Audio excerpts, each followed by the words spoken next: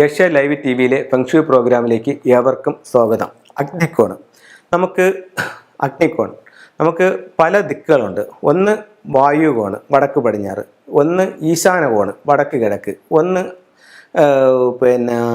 നിരർതി cone അതായത് കന്നിമൂല തെക്ക് പടിഞ്ഞാറ്, ഒന്ന് അഗ്നികോണ് തെക്ക് കിഴക്ക്. അപ്പം നമ്മുടെ അഗ്നികോൺ എന്ന് പറയുമ്പോഴത്തേക്ക് ഒരുപാട് സൗഭാഗ്യങ്ങൾ നമുക്ക് ജീവിതത്തിൽ തരുന്ന ഒരു ദിക്കാണ് തെക്ക് കിഴക്ക് എന്ന് പറയുന്നത്.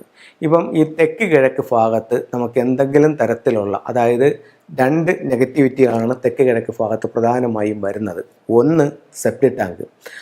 അവിടെ സെപ്റ്റിക് ടാങ്ക് വരികയാണെങ്കിൽ ഗൃഹത്തിൽ ധനനഷ്ടവും സ്ത്രീകൾക്ക് ദോഷവുമൊക്കെ തെക്ക് കിഴക്ക് ഭാഗത്ത് സെപ്റ്റിക് ടാങ്ക് മൂലം ഉണ്ടാവും.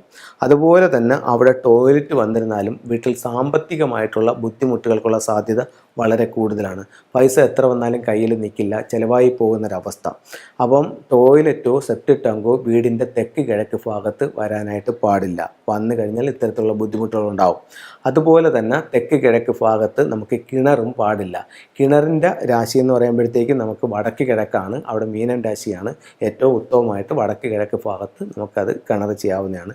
ഒരു കാരണവശാലും തെക്ക് കിഴക്ക് ഭാഗത്ത് കിണർ വരാൻ പാടില്ല. കിണർ വന്നാൽ സ്ത്രീകളെ അത് സാരമായി ബാധിക്കും.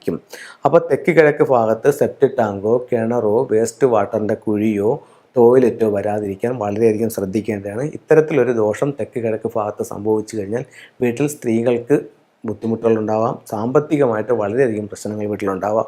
അതുപോലെ തന്നെ കുടുംബത്തിലെ മൂത്ത മകൾക്ക് അവരുദ്ദേശിക്കുന്ന കണക്കുള്ളൊരു പ്രോഗ്രസ് ഇല്ലാത്ത ഒരവസ്ഥയും ഈ ഒരു സാധനം കൊണ്ടുണ്ടാവും. അപ്പോൾ ഇത്തരത്തിലുള്ള കാര്യങ്ങളൊന്നും ശ്രദ്ധിക്കൂ. എല്ലാവർക്കും എല്ലാ ഐശ്വര്യങ്ങളും ഉണ്ടാവട്ടെ എന്ന് പ്രാർത്ഥിച്ചുകൊണ്ട് നിർത്തുന്നു. നന്ദി, നമസ്കാരം.